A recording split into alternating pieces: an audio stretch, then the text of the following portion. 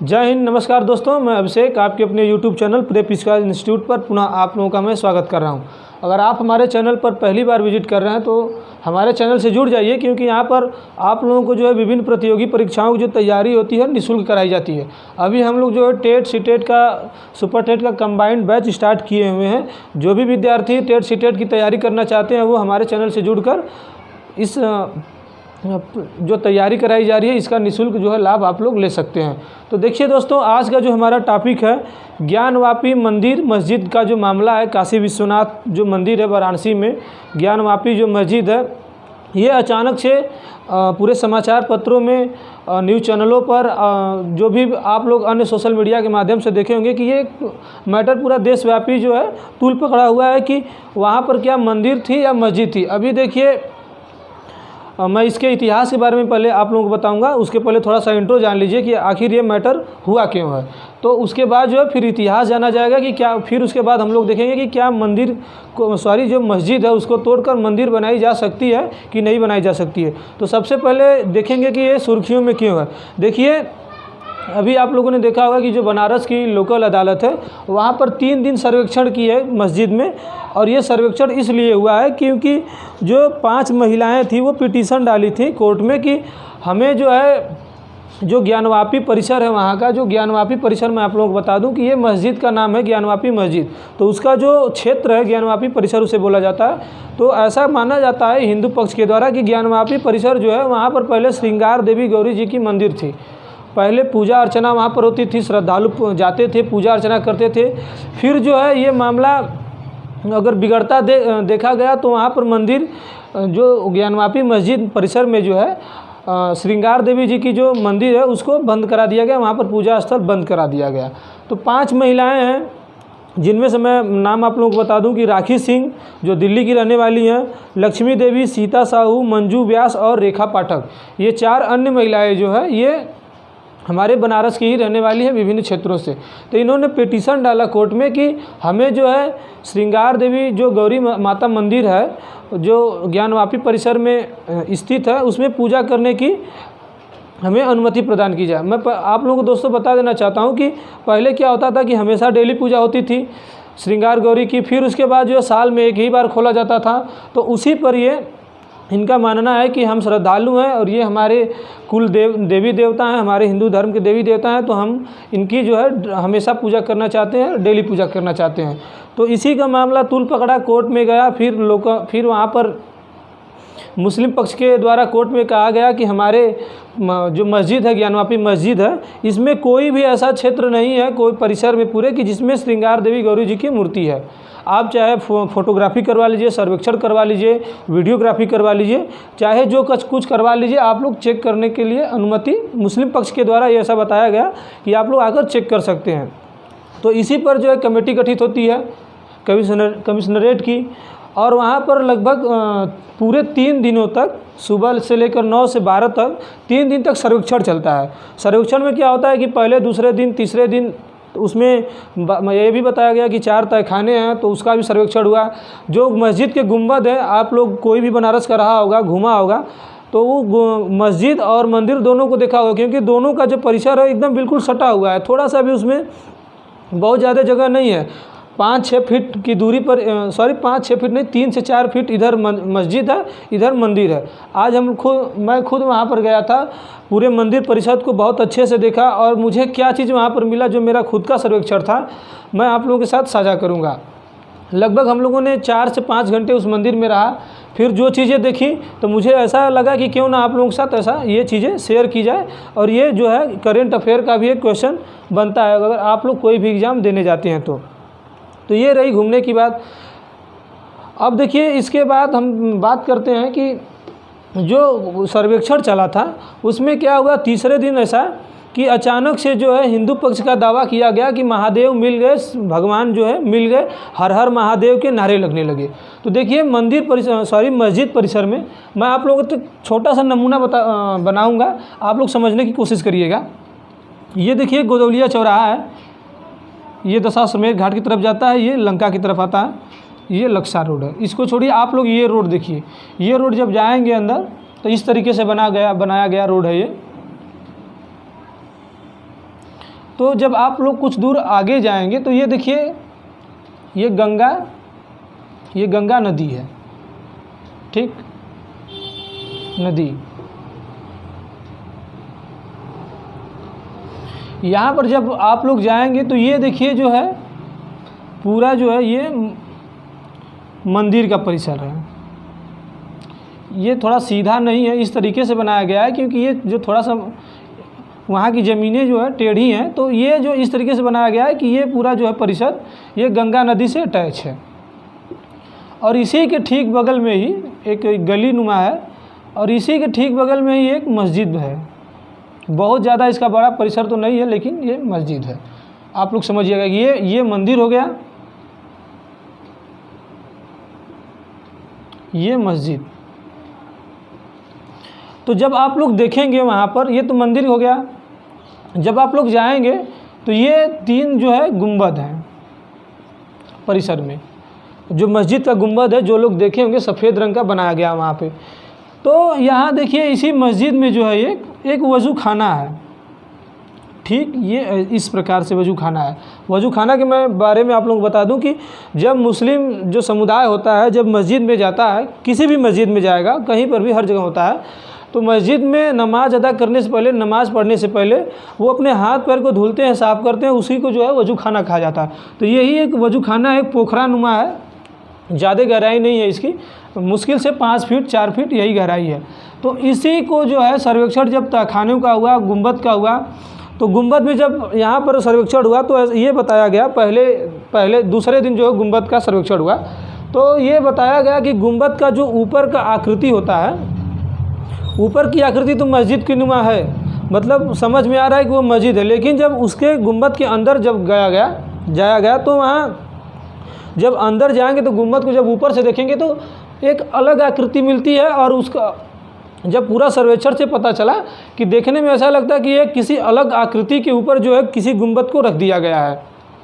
तो हिंदू जो पक्ष है यहाँ पर दावा कर रहा है कि जो ये गुंबद है ये मंदिर को ढकने के लिए रखा गया है, ये अलग से है। जो अंदर का पोर्शन है गुंबद का और जो ऊपर का पोर्शन है, इसमें बहुत सारी असमानताएं हैं, समानताएं नहीं हैं। तो ये गुंबद के बारे में हो गया। इसी में देखिए एक तहखाना है, लगभग 4 तहखाने हैं। तो तहखाने में क्या होता है ऐसा कि जब वहाँ पर सर्वेक्षण करने के लिए टीम जाती है, तहखाने बंद रहते हैं, लगभग 4 तहखाने हैं, ताला खुलवाया जाता है उसका और बहुत सारे कूड़ा कचरा उसमें भरे होते हैं। तो तहखानों में देखा गया कि कई जो है स्वास्तिक चिन्ह देखिए ये होता है, कई जो है स्वास्तिक चिन्ह मिले हैं। जो त्रिशूल का आकार के कुछ होते हैं, इस तरीके से जो त्रिशूल होता है शिव का, उस तरीके से शिव के त्रिशूल के निशान मिले हैं, जो दीवार है वहाँ पर बनाई गई हैं। फिर उसके बाद जो है घंटियाँ जो होती हैं किसी मंदिर परिसर में, इस प्रकार से तो घंटियाँ मिली हैं। तो यहाँ पर ये भी पक्ष से दावा किया जा रहा है, हिंदू पक्ष से, कि यहाँ पर ये हिंदू धर्म के संबंधित निशान है। तो ये दावा और मजबूत हो जाता है हिंदू पक्ष का कि नहीं, यहाँ पहले मस्जिद नहीं थी, पहले से ही मंदिर थी, मंदिर को तोड़कर जो है मस्जिद बनाई गई है। ये दूसरे दिन का सर्वेक्षण आता है। जब आखिरी दिन आता है, तीसरे दिन का सर्वेक्षण, तब ये इस वजू खाने की बात आती है। वजू खाना में पानी भरा होता है, कुछ मछलियाँ रहती हैं। तो हिंदू पक्ष के जो वकील हैं, जो भी हिंदू पक्ष से संबंधित थे वहाँ पर उपस्थित, तो उन्होंने कहा कि इस जो वजू खाना है इसको खाली कराया जाए, हम लोग देखना चाहते हैं कि इसमें क्या चीज़ है। तो पहले तो इसमें मनाही की गई, मना किया गया कि नहीं खाली नहीं होगा, मछलियाँ मर जाएंगी, तमाम सारे बातें बताई गई, लेकिन हिंदू पक्ष तैयार नहीं हुआ, उसको खाली करवाया।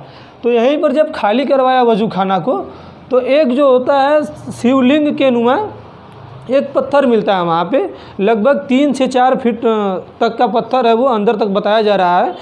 तो जब पत्थर दिखा तो लोगों ने वहाँ पर दावा किया कि ये शिवलिंग है, और वहीं से लोग जो है नारा लगाने लगे कि शिव मिल गए, भगवान मिल गए। तो ये शिवलिंग के लिए वहाँ पर बताया गया कि ये शिवलिंग है। देखिए इसमें दावा अभी मजबूत नहीं हुआ है, ये तो कहा जा रहा है न्यूज़ चैनलों के माध्यम से, अखबारों के माध्यम से मैं आप लोगों को बता रहा हूँ, लेकिन मैं इस खबर की पुष्टि नहीं करूँगा कि वो शिवलिंग ही है। हाँ, जो निर्णय आएगा कोर्ट का, इस पर कोर्ट बनी हुई है, लोकल अदालत लगी हुई है, सुनवाई कर रही है, सुप्रीम कोर्ट, हाई कोर्ट है, इसका फैसला जो है कोर्ट करेगी। देखिए दावा इसलिए मजबूत हो रहा है कि जो यहाँ वजू खाना है।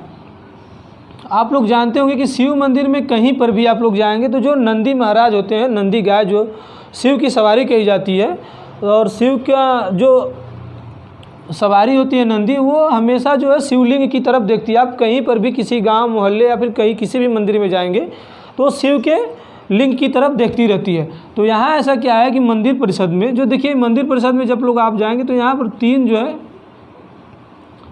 मंदिर है, गुंबद बनाया गया हुआ मंदिर का, इस तरीके से सीधा में। एक जो है सोने का है, 2 पत्थरों का है।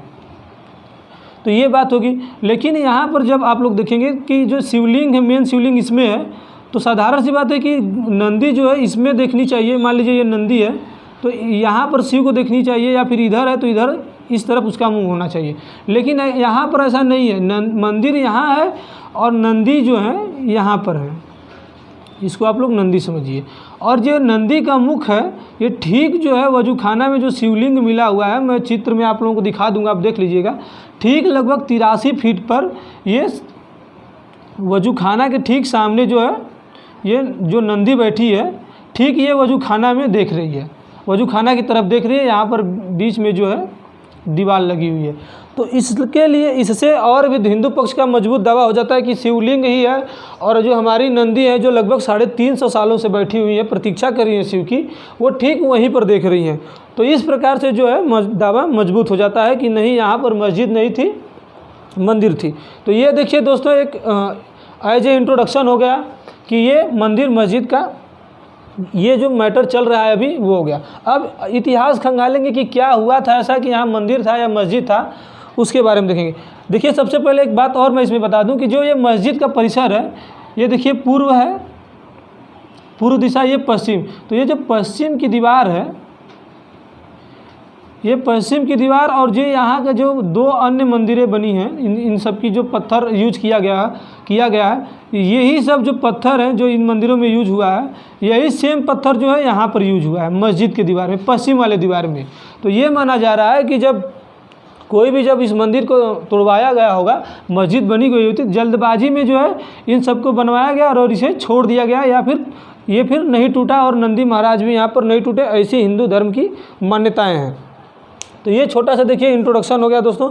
अब हम लोग इतिहास को खंगालेंगे कि क्या इतिहास में मंदिर था या मस्जिद था, कौन तोड़ा और कितनी बार तोड़ा गया था इस मंदिर को, सबके बारे में देखेंगे। तो देखिए सबसे पहले जो है 1194 ईस्वी में पहुँचते हैं हम लोग। 1194 ईस्वी में, 1194 ईस्वी का जो शासनकाल था वो मोहम्मद गौरी का था। मोहम्मद गौरी ने अपने जो मोहम्मद गौरी के कमांडर थे,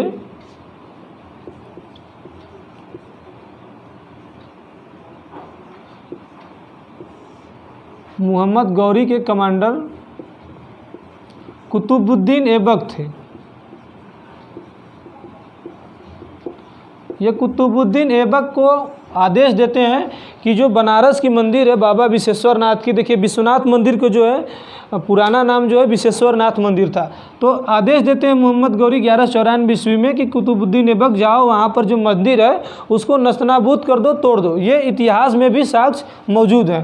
तो ये पहली बार जो है अगर मंदिर तोड़ने की जब भी क्वेश्चन पूछा जाएगा, बात आएगी, तो ये मंदिर जो है कुतुबुद्दीन ऐबक के द्वारा मोहम्मद गौरी के शासनकाल में तोड़ा जाता है। फिर उसके बाद जो है दूसरी बार 1947 का समय आता है। ये पहली बार हो गया, ये दूसरी बार देखिए 1447 का समय। 1447 में जो है, जो बगल में देखिए एक ज़िला है बनारस के ही सटा हुआ ज़िला जौनपुर, उत्तर प्रदेश में पड़ता है। अगर आप लोग उत्तर प्रदेश से बाहर से हैं तो मैं बता दूं, ये बनारस के पास में ही है जौनपुर ज़िला। तो जौनपुर के उस समय जो शासक थे था मोहम्मद शाह।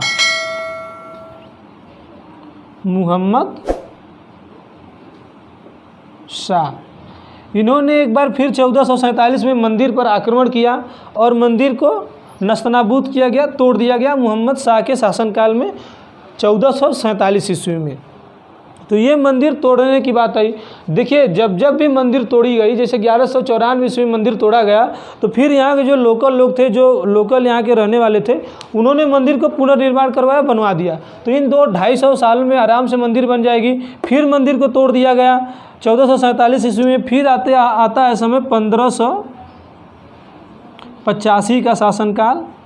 ये 1585 में जो है ये अकबर का शासनकाल था। इस समय अकबर के शासनकाल में ऐसा बताया जाता है कि मंदिर का जो है पुनर्निर्माण करवाया गया था। 1585 ईस्वी में क्या होता है कि जो अकबर के नवरत्नों में शामिल थे, एक थे राजा टोडरमल। ऐसा बताया जाता है कि राजा टोडरमल को जो है अकबर आदेश देते हैं कि जाइए जो विश्वनाथ मंदिर है, बनारस की विश्वेश्वरनाथ जी की मंदिर है, उसका जो है पुनर्निर्माण कराया जाए। तो कई इतिहासकार इसको झूठ भी मानते हैं, कई सही भी मानते हैं। और ये मेरे ख्याल से ज़्यादातर जो इतिहासकार हैं वो इसको सही मानते हैं कि हाँ, अकबर ने अपने शासनकाल में राजा टोडरमल के माध्यम से आदेश देकर ये अपना मंदिर जो है बनवाया था, काशी विश्वनाथ मंदिर का। और टोडरमल के साथ शामिल थे पंडित, बनारस के ही थे शायद, पंडित नारायण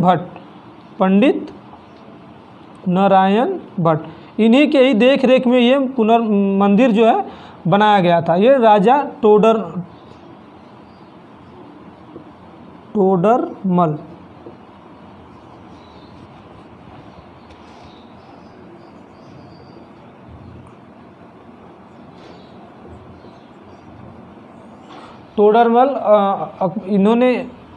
अकबर ने टोडरमल को आदेश दिया और टोडरमल ने जो है पंडित नारायण भट्ट को।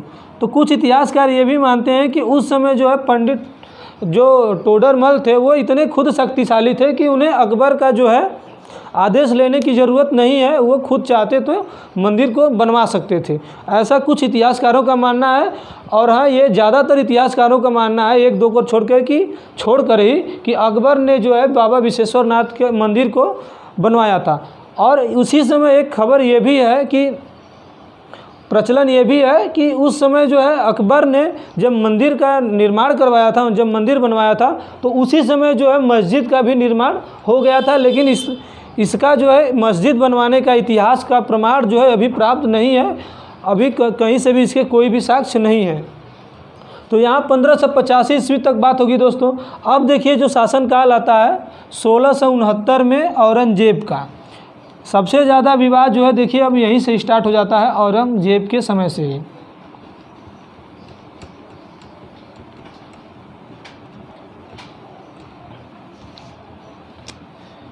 ये चौथा पॉइंट है, 1669 ईस्वी, इस समय शासनकाल था औरंगजेब का।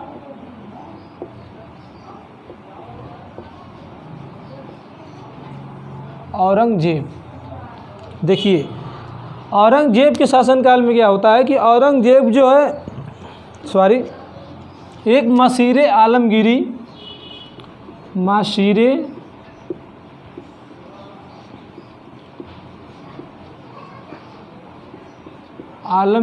एक पुस्तक है, ये फारसी में लिखी गई है और इसके लेखक जो हैं वो साकी मुस्तैद खां हैं। साकी मुस्तैद खां, इन्होंने इस किताब में अपने लिखा है कि जो औरंगजेब थे वो 8 अप्रैल 1669 को, उनका एक सूबेदार था औरंगजेब का, 8 अप्रैल 1669 को औरंगजेब जो है अपने एक सूबेदार थे जिनका नाम अबुल हसन था, उनको आदेश देते हैं कि जो बनारस के मंदिर है, बनारस समेत जो है तत्ता मंदिर और मुल्तान मंदिर, ये जो दो मंदिरें हैं ये पाकिस्तान में है, इनको भी उसी समय तोड़ा गया था, आदेश दिया गया था। लेकिन इसकी बात हम लोग नहीं करेंगे, बनारस का जो मंदिर है बाबा विश्वनाथ की उसकी बात करेंगे। तो 8 अप्रैल 1669 को औरंगजेब जो है आलम हसन को ये पत्र जारी कर या फिर किसी के माध्यम से बताते हैं कि जो बनारस की मंदिर है इसे नस्तनाबूद कर दिया जाए, तोड़ दिया जाए। तो ये मंदिर जो है ऑर्डर हो जाता है और 2 जून को जो है अबुल हसन जो है 2 जून 1669 में ही लगभग अप्रैल मई जून 2 महीने 3 महीने बाद जो है एक पत्र जारी करते हैं और ये पत्र जारी करते हैं और औरंगजेब के यहाँ पत्र भिजवाते हैं कि आपका आदेश जो है माना गया और जो बनारस की मंदिर है काशी विश्वनाथ जी की मंदिर उसे तोड़ दिया गया है, उसे नस्तनाबूद कर दिया गया है। ये एक पत्र जारी करते हैं। जो पत्र जारी करते हैं देखिए वो पत्र जो है आज भी मौजूद है। हिंदू पक्ष का जो वकील है उस पत्र को जो है न्यायालय में इसे बताया जा रहा है कि प्रस्तुत किया गया है। उसमें सीधे तौर पे लिखा गया है कि आपके आदेश का पालन हुआ और मंदिर को तोड़ दिया गया। ये पत्र है उस समय का, ये पाया गया है, आज भी पत्र मौजूद है। ये न्यायालय में शायद डाला गया है, इसे पिटीशन में दिखाया गया है कि नहीं हाँ ऐसा हुआ था। लेकिन वहाँ पर जो है अबुल हसन की जो साइन मुहर वहाँ पर कुछ भी नहीं है, क्योंकि जो भी काम होता था जैसे आज होता है तो साइन मुहर के बाद होता है कोई काम होता है तो, लेकिन वहाँ पर साइन मुहर नहीं है। तो मुस्लिम पक्ष का दावा ये है इस पर कि नहीं ये पत्र जो है फर्जी है, इसे अलग तरीके से बनाया गया है। अब इस पर कोर्ट फैसला करेगा कि ये सही है या फिर गलत है, इस पर हम लोग फैसला नहीं करने वाले हैं। तो ये इतिहास रहा। मंदिर को जो है तोड़ दिया गया 1669 ईस्वी में औरंगजेब के शासनकाल में ही। तो इतना सारा तो इतिहास रहा मंदिर तोड़ने बनाने का, और आखिरी समय 1669 में। लेकिन जो है ऐसा क्या आन पड़ी थी कि 1669 में औरंगजेब जो है अचानक जो है मंदिर तोड़ने का आदेश पारित करता है, आदेश देता है। तो देखिए कई सारे इतिहासकार जो हैं इस पर मत एक नहीं है इतिहासकारों का कुछ और मानना है। कुछ इतिहासकारों का मानना है कि जो कुछ इतिहासकारों जैसे अलीगढ़ मुस्लिम यूनिवर्सिटी के नदीम रिजवी जी हैं, और उसके बाद जो है कुछ और एक इतिहासकार हैं आरिफ अयूबी जी हैं। इनका मानना है कि जो 1669 का समय था वो औरंगजेब के साथ साथ इस बनारस से ही कच्छ के राजा और राजकुमारी जा रहे थे। तो कच्छ की राजकुमारी की इच्छा हुई कि मैं मंदिर में बाबा विश्वेश्वरनाथ का दर्शन करूंगी, वहाँ पर पूजन अर्चन करना चाहती हूँ। तो काफिला रोका जाता है। राजकुमारी जो है कच्छ की वो मंदिर परिसर में जाती हैं और पूजा अर्चना करती हैं। लेकिन ऐसा हुआ कि अचानक जो है पूजा अर्चना करने के बाद जो है कच्छ की जो राजकुमारी हैं वो गायब हो जाती हैं। अब यही से पूरा सिस्टम मैटर तैयार होता है। ये कुछ ही इतिहासकारों का मानना है, सबका नहीं मानना है। और उसके बाद इस पर कोई साक्ष्य भी मौजूद नहीं है इतिहास में। तो जब गायब होती हैं तो पूरी जो सेना रहती है खोजने लगती है, ढूंढने लगती है कि कच्छ की रानी कहाँ गई। तो जो मंदिर में जो मस्जिद में तहखाना है, मंदिर में तहखाना था उस समय मंदिर का, तो उसमें जब लोग जाते हैं ताला तोड़ते हैं वहाँ पे, तो देखते हैं कि जो राजकुमारी है कच्छ की वो विपरीत परिस्थितियों में हालातों में पाई जाती हैं और उनके जितने कपड़े थे आभूषण थे उनको चुरा लिया गया है। तो ऐसा माना जाता है कि इसी से गुस्सा आकर के औरंगजेब जो है आदेश देता है कि अगर ये मंदिर होता तो इतना गलत काम किसी के साथ यहाँ पर नहीं होता, इस मंदिर को तोड़ दिया जाए। तो वहाँ पर तोड़ दिया गया। ये कथाएं जो है प्रचलित हैं इतिहास में। जैसा कि मैंने बताया इसका साक्ष्य नहीं मौजूद है, तो उसका साक्ष्य आज भी नहीं मौजूद है, ना ही कि कोई इतिहासकार ने इसको लिखा है। जिसका मैं नाम बताया हूँ नदीम रिजवी जी थे और एक आध दो लोग थे आरिफ अयूबी जी भी शायद इस बात को मानते हैं।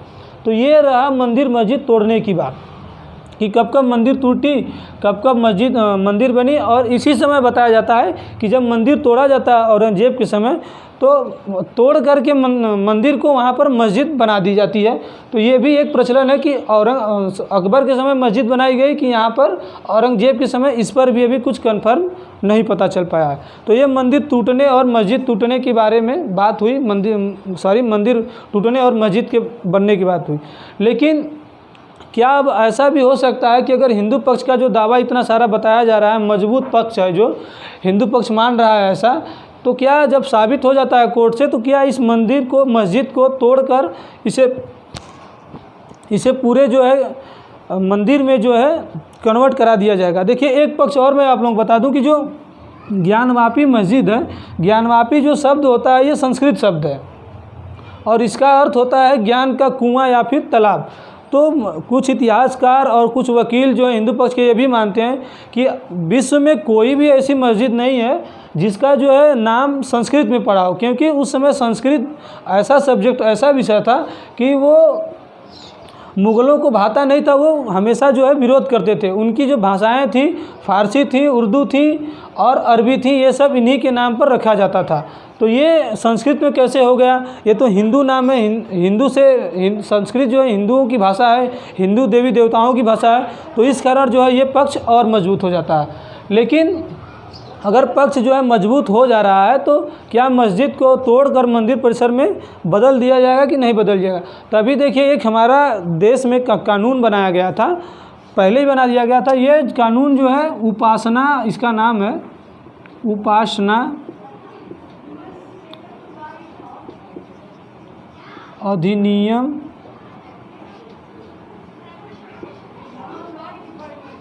स्थल, उपासना अधिनियम स्थल, ये जुलाई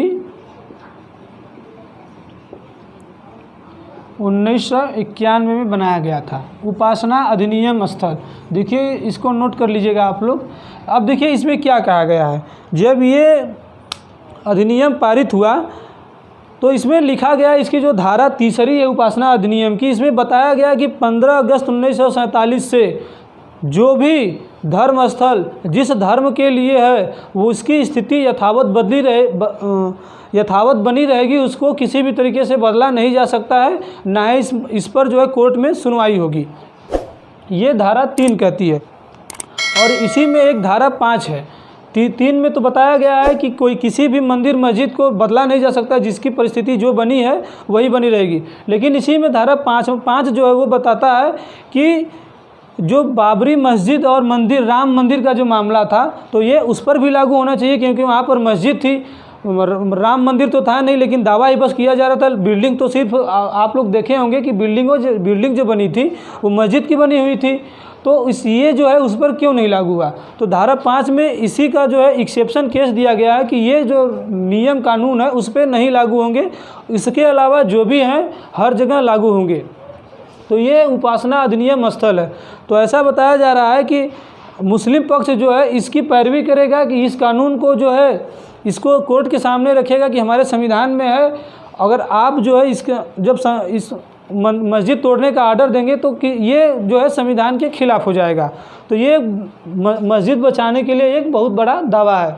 तो इस तरीके से देखिए दोस्तों, अब इस पर कोर्ट का क्या फैसला आता है। इसे भी एक्सेप्शन केस में डालकर मस्जिद को तुड़वा दिया जाता है और सिर्फ मंदिर परिषद में ही उसको बदल दिया जाता है, या फिर मंदिर को पूरी जगह देकर मस्जिद को कहीं और शिफ्ट कर दिया जाता है, जैसे अयोध्या में किया गया था। तो इसका जो है मामला कोर्ट तय करेगी। जो भी अपडेट होगी बीच बीच में मैं आप लोगों को देता रहूँगा। तो उम्मीद करता हूँ कि ये जो हमारा छोटा सा वीडियो था आप लोगों को पसंद आया होगा।